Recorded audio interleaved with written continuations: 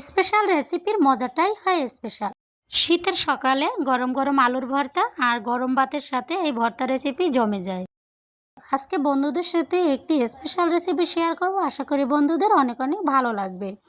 ভালো লাগলে ভিডিওতে একটি লাইক দিয়ে লাইক কমেন্ট শেয়ার করতে ভুলো না।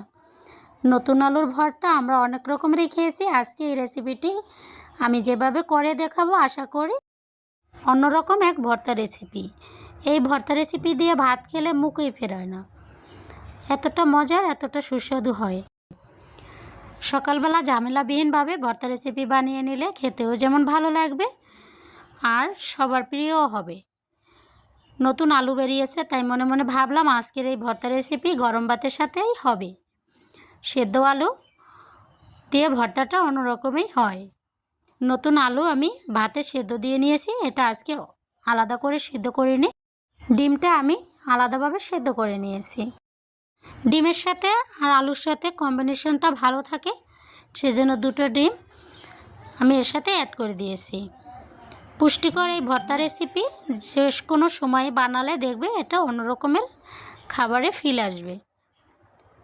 কিছুটা কাঁচামরিচ আমি ভেজে রেখে দিয়েছি, সেটা এখন অ্যাড করে দিলাম আর সরষের তেল দিয়ে দিলাম। এখন এর সাথে দিয়ে দেব এক বাটি ধনিয়া পাতা কুচি। দেখতে কত সুন্দর লাগে আর এর সেন্টটাও দারুণ। আমি দেশি ধনিয়া পাতা নিয়েছি, ধনিয়া পাতার পরিমাণটা আলুর সমান দিয়েছি। শুকনো মরিচ ভেজে গুঁড়ো করে নিয়েছি, 1 চামচের মতো দিয়ে দিলাম। প্রথমে আমি একটু কমিয়ে দিয়েছি, পরে আমার এটা আবার প্রয়োজন হবে, সেজন্য প্রথমে দিয়ে এটাকে একটু মাখিয়ে নেব। উপকরণগুলো আমাদের ভালোভাবে মেখে নিতে হবে। এটা যত সুন্দরভাবে মাখা হবে সেন্টটাও ভালো আসবে, দেখতেও ভালো লাগবে আর ভাতের সাথে এটা খেতেও ভালো লাগবে।